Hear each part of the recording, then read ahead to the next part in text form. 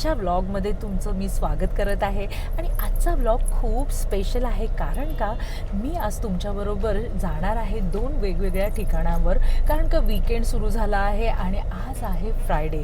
तर पहिलं जे ठिकाण आहे ते लहान मुलांचं सगळ्यात फेमस ठिकाण आणि फेवरेट ठिकाण म्हणजे नेहरू प्लॅनेटोरियम आणि दुसरं आहे मुंबईचं फेमस रेस्टॉरंट बडे मिया सुभानअल्लाह छोटे मिया नाही फक्त बडे मियाला जाणार आहे कारण का आज आहे फ्रायडे आणि नॉनव्हेजचा दिवस आहे.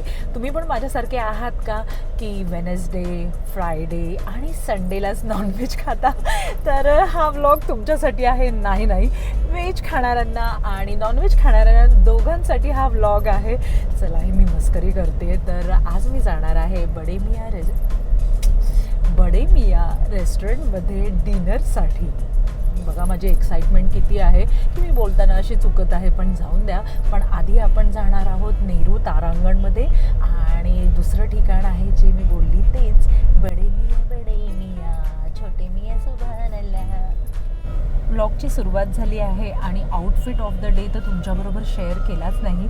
आजचा OTT खूप वेगळा आहे कारण का मी कुर्ता घातला आहे. मला कुर्ता लेगिन्स हे प्रकार जास्त आवडत नाही आणि पंजाबी ड्रेस तर मला अजिबात आवडत नाही. तुम्ही बघितले मी स्पेशली जीन्स टी शर्ट आणि माझ्या व्लॉग्समध्ये तुम्हाला दिसत असेल की मी वेस्टर्न वेअर जास्त करते, नाही तर मग माझ्या फेवरेट साड्या.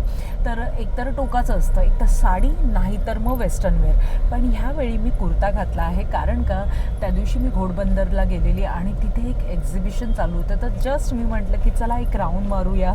आपण म्हणतो ना की विंडो शॉपिंग, तर जस्ट विंडो शॉपिंग करायला गेली आणि तिथे मला हा कुर्ता आवडला. खादीचा खूप मस्त कुर्ता आहे. तर लवकरच व्हिडिओ शेअर करणार आहे शॉर्ट्स आणि रील्सवर आणि थोड्या वेळाने मी तुम्हाला माझा कम्प्लीट लूक दाखवणार आहे. मस्त असा ट्रेडिशनल आणि म्हणजे म्हटलं तरी इंडो वेस्टर्न लुक केला आहे. आज मी काळी बिंदी लावली आहे, न्यूड लिपस्टिक लावली आहे, लाईट पीच अबोली कलरचा कुर्ता घातला आहे. पण ह्याचा जो नेक आहे ना फ्रेंड्स तो खूपच छान आहे आणि त्याच्याबरोबर मॅचिंग पर्स आणि माझे favourite cat eyes. So friends sunglasses कसे वाटत आहेत आणि हा समर लुक तुम्हाला कसा वाटला आहे तो मला कमेंट बॉक्समध्ये नक्की कमेंट करून सांगा. आणि माझा लिपस्टिकचा शेडही तुम्हाला कसा वाटतो आहे तो मला नक्की कमेंट करून सांगा. किती वेळा बोलते ना, कमेंट करून सांगा करा की कमेंट. फ्रेंड्स असं माझ्याबरोबरच होत असतं. आजचा आउटफिट ऑफ द डे मी तुमच्याबरोबर शेअर करणार आहे, पण त्याच्याबरोबर पण एक किस्सा आहे. मी जेव्हा त्या स्टॉलवर गेली एक्झिबिशनच्या तेव्हा मी विचारलं मुझे ये कुर्ता खरीदना है, प्राइस क्या है? तर त्याने मला सांगितलं मॅडम जी ये कुर्ता नहीं है. तर मी म्हटलं क्या है फिर ये? तर त्याने मला सांगितलं ये वन पीस आहे. कोणत्या अँगलने तुम्हाला हा वन पीस दिसतोय सांगा मला तुम्ही बरं, कारण का वन पीस असा कसा दिसू शकतो? चला पुढे जाता जाता किस्सा पूर्ण करून टाकते. फ्रेंड्स मग मी त्याला म्हटलं फिर कुर्ता कहाँ पे है? तर तो म्हटला कुर्ता ये रहा. तर कुर्त्याची साईज होती ना, लेंथ म्हणजे जी होती ती अबाऊ नी होती. त्याने कुर्ता सांगितला आणि हे जे मी घातलं आहे त्याला वन पीस म्हणतात. आजकाल काय तो ट्रेंड आहे, तुम्हाला आवडतो का? मला अजिबात आवडत नाही. कुर्ता घातल्यासारखं खाली काहीच घालत नाही आणि वन पीसच्या नावाखाली चक्क कुर्ता घालतात. फ्रेंड्स हा ट्रेंड मला अजिबात नाही आवडत. तुम्हाला पण आवडतो की नाही तो मला कमेंट बॉक्समध्ये नक्की कमेंट करून सांगा. कोण कुर्ता घालतं आणि त्याच्या खाली लेगिन किंवा जीन्स नाही घालत यार? काही पण ट्रेंड नका फॉलो करू प्लीज, कारण का माझ्या मते मी तसं ट्रेंड ना मुंबईच्या सेकंड का थर्ड पार्टमध्ये मुक्ता बर्वे यांनी केलेलं, पण ते खूप रिडिक्युलस वाटतं असं माझं ओपिनियन आहे. तुमचं काय ओपिनियन आहे ते मला कमेंट बॉक्समध्ये कमेंट करून सांगा. कारण का मला असं वाटतं अरे वन पीस असतो, तो कुर्तासारखा कसा दिसू शकतो? नाहीतर मस्त असे लॉंग मॅक्सी ड्रेस घाला. पण फ्रेंड्स हे माझं ओपिनियन आहे, सो नो हार्ड फिलिंग. बस झालं हे कुर्ता पुराण असं तुम्ही मला म्हणताय ना. हां मी ऐकलं तुमचं आणि आता डिटेल्स शेअर करते नेहरू प्लॅनेटोरियमची. नेहरू प्लॅनेटोरियम आहे वरळीला आणि वरळीला तुम्ही बाय कार जाऊ शकतात किंवा जर ट्रेनने गेलात तर तुम्ही महालक्ष्मीला उतरून वरळीला जाऊ शकता. नाही तर नियर बाय रेल्वे स्टेशन आहे, ते मला एक्झॅक्ट एक्झॅक्ट माहिती नाही, पण तुम्ही मोस्टली महालक्ष्मीला उतरून तुम्ही वरळीला नेहरू प्लॅनेटोरियमला जाऊ शकता. फ्रेंड्स, हे 1977 मार्चमध्ये झालं आहे आणि ऑनलाईन बुकिंग पण आहे. पण ऑनलाईन बुकिंग करायची काही गरज नाही, कारण का सिटिंग कॅपॅसिटी 500 लोकांची आहे. तर तुम्ही जर जात असाल तर तुम्हाला फक्त वेळेचं बंधन राहील, कारण का 4 शो आहेत. त्याचे डिटेल्स मी तुम्हाला आता देणारच आहेत. पण 500ची सिटिंग कॅपॅसिटी असल्यामुळे टेन्शन करायची गरज नाही. तुम्ही जेव्हा पण जाल तर आय थिंक तुम्हाला तिकीट मिळूनच जाईल. जर तुम्ही 4 व्हीलर आणि 2 व्हीलरने जात असाल तर पार्किंगची सोय उत्तम आहे. नेहरू प्लॅनेटोरियमच्या अपोजिट साईडला जी बिल्डिंग आहे त्याच्या ग्राउंड फ्लोअरला तुम्हाला पार्किंग अवेलेबल आहे, जी आता मी तुम्हाला दाखवत आहे ती व्हिडिओमध्ये. पण त्याच्या आधी तुम्हाला तिकीट बाय करायला लागेल आणि तिकीट तुम्हाला पार्किंगच्या वेळी दाखवावं लागतं. पण एक आयडिया सांगते, तिथे जे वॉचमॅन असतात त्यांना वॉकी टॉकीवर तुमच्या कारचा नंबर सांगा, तर तुम्हाला कार पार्किंगच्या इथे तिकीट द्यायला जावं लागणार नाही आणि तुम्ही डायरेक्ट एन्जॉय कराल.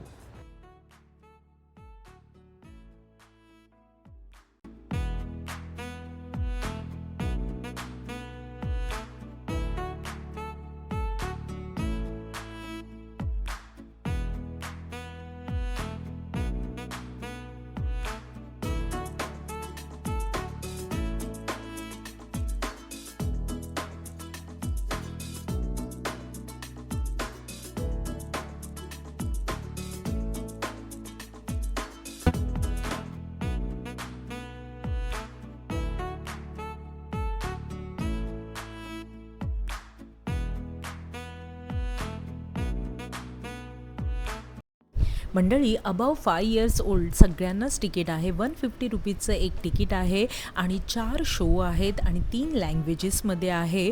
तर मी तुम्हाला जरा डिटेल्स पटकन देते. 12चा जो शो आहे तो हिंदी लँग्वेजमध्ये आहे, 1:30चा जो शो आहे तो मराठीमध्ये आहे, 3चा जो शो आहे तो इंग्लिश आणि 4:30चा जो शो आहे तो हिंदीमध्ये आहे.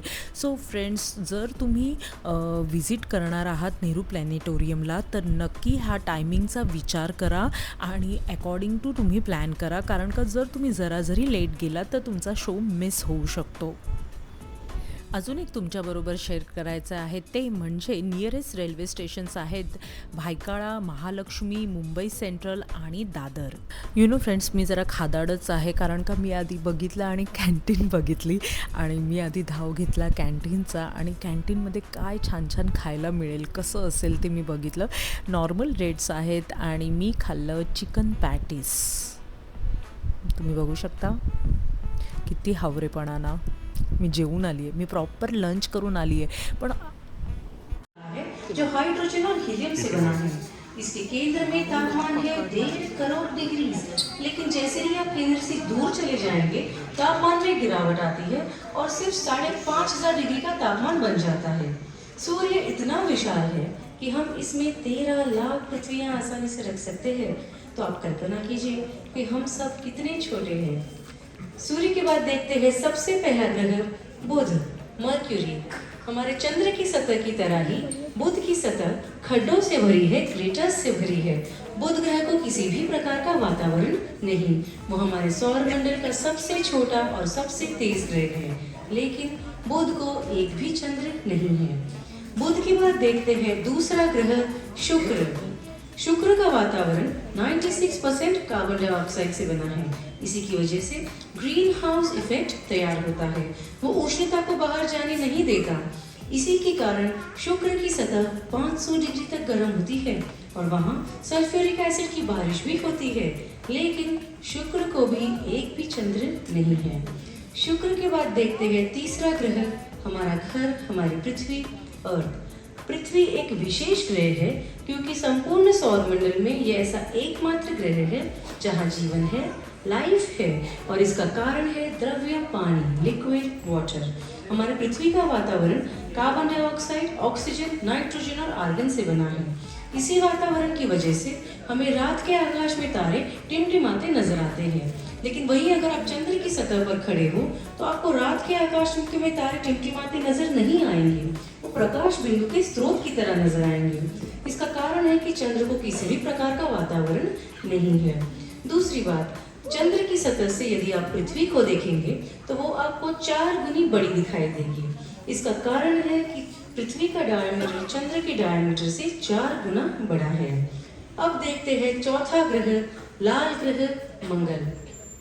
मंगल लाल रंग का क्यों है? मुझे कई बार बच्चों ने आकर कहा है कि शायद मंगल गर्म ग्रह होगा, इसीलिए वो लाल रंग का दिखाई देता है, लेकिन ऐसा नहीं है। हमारे सौर मंडल का सबसे गर्म ग्रह शुक्र है, तो फिर मंगल लाल रंग का क्यों? मंगल ग्रह की मिट्टी में अधिक मात्रा में आयरन ऑक्साइड पाया गया है। आयरन ऑक्साइड यानी जंग। अब यहाँ पर जो लड़कियां हैं, लेडीज हैं, मैं उन्हें बताना चाहूंगी कि जंग वही पदार्थ है जो आपके ब्लश में या रूज में पाया जाता है। तो एक तरह से आप अपने चेहरे पर जंग लगा रहे हैं, लेकिन इसका मतलब ये नहीं कि आप मंगल ग्रह की मिट्टी को चेहरे पर ब्लश की तरह लगाएंगे। मंगल का वातावरण कार्बन डाइऑक्साइड, नाइट्रोजन और आर्गन से बना है, तो हम यहाँ सांस नहीं ले सकते क्योंकि यहाँ पर ऑक्सीजन की कमी है। मंगल को 2 चंद्र है, फोबोस और डीमोस। अब आपको पता ही है कि हमारे पृथ्वी का सबसे ऊंचा पर्वत है माउंट एवरेस्ट, लेकिन हमारे सौर मंडल का सबसे ऊंचा पर्वत मंगल ग्रह पर है। इसका नाम है ओलंपस मॉन्स और ये माउंट एवरेस्ट से 3 गुना ऊंचा है। अब इसके बाद आपको लगा कि मैं गुरु के बारे में जानकारी देना शुरू करूंगी, लेकिन ऐसा नहीं है। गुरु और मंगल ग्रहों के बीच में हमें बहुत सारे पत्थरों के टुकड़ों का एक पट्टा दिखाई देता है, जिन्हें हम लघु ग्रहों का पट्टा या एस्ट्रॉइड बेल्ट कहते हैं। क्योंकि ये सूर्य की परिक्रमा करते हैं, इन्हें भी सौर मंडल का हिस्सा माना गया है। ध्यान रखिए, कोई भी वस्तु यदि सूर्य की परिक्रमा करती है तो उसे सौर मंडल का हिस्सा मानना ही पड़ता है। अब देखते हैं सबसे बड़ा ग्रह गुरु। गुरु इतना बड़ा है कि हम इसमें 1300 पृथ्वियां आसानी से रख सकते हैं। इसके चेहरे पर एक लाल रंग का दाग है, जिसे हम ग्रेट रेड स्पॉट कहते हैं। वो एक विशाल तूफान है। हमारे सूर्य की तरह ही गुरु भी हाइड्रोजन और हीलियम से बना है और गुरु को 95 चंद्र है, 95 मून्स। गुरु के बाद देखते हैं वलयधारी शनि। यदि आपने शनि को दूरबीन से देखा होगा तो वो बहुत सुंदर दिखता है और इसका कारण है उसके रिंग्स। शनि भी हाइड्रोजन और हीलियम से बना है, लेकिन उसकी घनता बहुत कम है। इसका अर्थ ये है कि यदि आप शनि को समंदर में डाल देंगे तो वो पानी की सतह पर तैर जाएगा। संपूर्ण सौर मंडल में शनि को सबसे ज्यादा चंद्र है, 146, 146 मून्स। बुध ग्रह से लेकर शनि फ्रेंड्स, व्हिडिओ बघताना हा पार्ट स्किप करू नका, कारण का तुम्हालाही पुन्हा शाळेत गेल्यासारखं वाटेल। कारण का एक स्कूल पिकनिक आलेली तिथे आणि त्यांची टीचर त्यांना पूर्ण माहिती देत होती आणि ते मीही खूप मस्त रीतीने ऐकत होती। कारण का सोलार सिस्टमविषयी माहिती आणि असं परत शाळेत गेल्यासारखं वाटलं। तर अजून तुम्ही माझ्या चॅनलला सबस्क्राईब नसेल केलं तर पटकन सबस्क्राईब करा, लाईक करा, शेअर करा, कमेंट करा आणि व्हिडिओ पूर्ण बघा। आणि आत्ता ज्या ठिकाणी मी आली आहे ना, तिथे तुमच्या वेगवेगळ्या ग्रहांवर तुमचं वजन काय असेल ते पण, हे जे ग्रह होते ते बिघडलेलं। आणि माझ्या सगळ्यात फेवरेट ग्रह म्हणजे मंगल ग्रह। का सांगा बघू? कारण का जे मंगल ग्रहावर जाऊन जे माझं वजन दाखवत होतं ना, ओ माय गॉड, एवढं सुंदर माझं वजन आणि मेंटेन वजन तुम्ही बघू शकता। फक्त 30 किलोची मी। ओ माय गॉड, तुम्ही बघा, मी खोटं बोलत नाही आहे। वेगवेगळ्या ग्रहांवर जाऊन वजनं बघून बघून मी आता दमलेली आहे आणि आता मी चालली आहे शोच्या इथे, आणि शो आहे फर्स्ट फ्लोअरवर।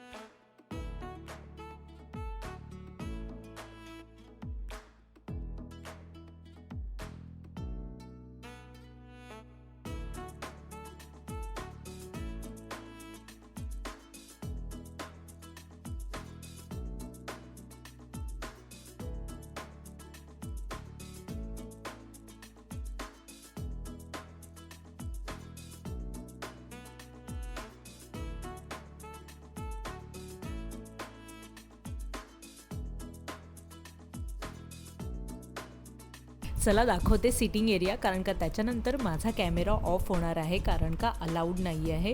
तर आम्ही सगळेजण असं बसलो आहोत सर्कलमध्ये, आणि सर्कलमध्ये तुम्हाला चंद्र, तारे, सूर्य सगळं दिसणार आहे. तर चला, शो तर खूप मस्त आहे की, आणि लहान मुलांसाठी तर परफेक्ट आहे. सो फ्रेंड्स, नक्की विजिट करा. आणि आउटफिट ऑफ द डे, कुर्त्याचं भाषण देऊन झाल्यावर मी तुम्हाला दाखवलंच नाही, तर काळी टिकली, मस्त असे ऑक्सिडाईजचे कानातले, आणि गळानेक व्ही नेक आहे, हातामध्ये घड्याळ घातल्या आहे, ब्लॅक हिल्स घातल्या आहेत, आणि असंच चालत चालत मी गेली नरिमन पॉईंटला शो संपल्यावर. तुम्हाला वाटतं का की मी चालत गेली असेल? जाऊन द्या तो विषय. आणि आता तुमच्याबरोबर शेअर करत आहे सुंदर असा सनसेट.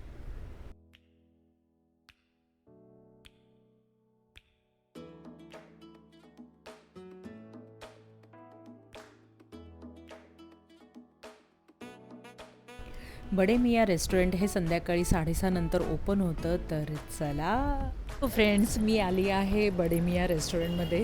तर चला, मी फर्स्ट टाईम आले, माझा एक्सपिरियन्स काय आहे किंवा रेस्टॉरंट कशी आहे, टेस्ट कशी आहे, ह्याचं मी तुम्हाला ह्या ब्लॉगमध्ये सांगणार आहे. तर चला.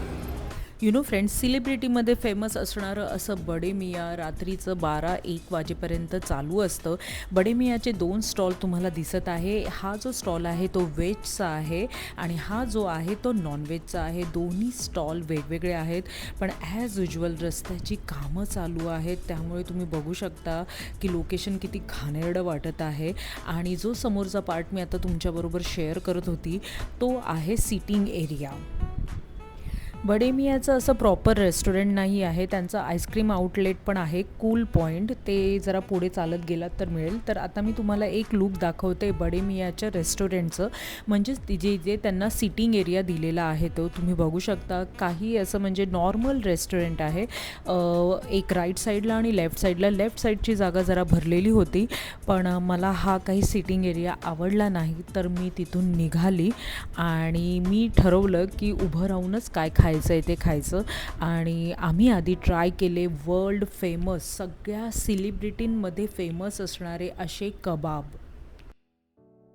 फ्रेंड्स, बडे मियाचे 2 स्टॉलच्या अपोजिट साईडला आर्टिस्टिक म्हणून ती जागा आहे, तिथे तुम्ही बसून खाऊ शकता. जेव्हा तुम्ही ह्या 2 स्टॉलवर जातात, तेव्हा तिकडचे जे कुक आणि वेटर आहेत ते तुम्हाला सजेस्ट करतात की तुम्ही ह्या म्हणजे आर्टिस्टिक प्लेसमध्ये जाऊन तुम्ही बसून आरामशीर खाऊ शकता.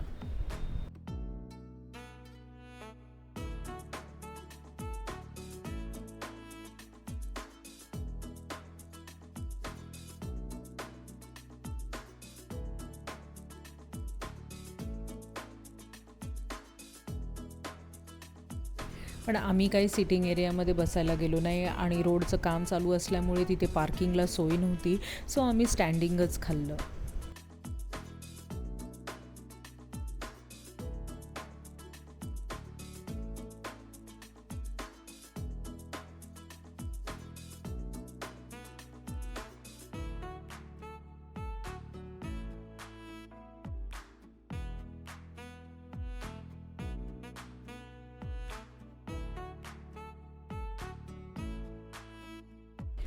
फ्रेंड्स, मी 2 कबाब ट्राय केले, एक मटण आणि एक चिकन.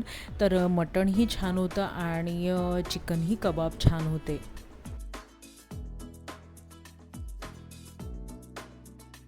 फ्रेंड्स, इकडचं नॉनव्हेज तर खूप फ्रेश आहे, पण एक गोष्ट चांगली आहे की त्यांच्या चटण्या आहेत ना, चटणी खूप छान आहे, त्यामुळे टेस्ट मस्त येते. सो फ्रेंड्स, आम्हाला असं वाटलं की आम्ही कबाब खाऊन लगेच निघून जाऊ, पण आम्ही कबाब खाल्ले आणि आम्हाला प्रचंड आवडले, म्हणून आम्ही आता त्यांचा रोल ट्राय करतो आहे. नाहीतर आम्ही दुसऱ्या रेस्टॉरंटमध्ये जाणार होतो, कारण का जरा सिटिंग एरिया आम्हाला आवडला नाही.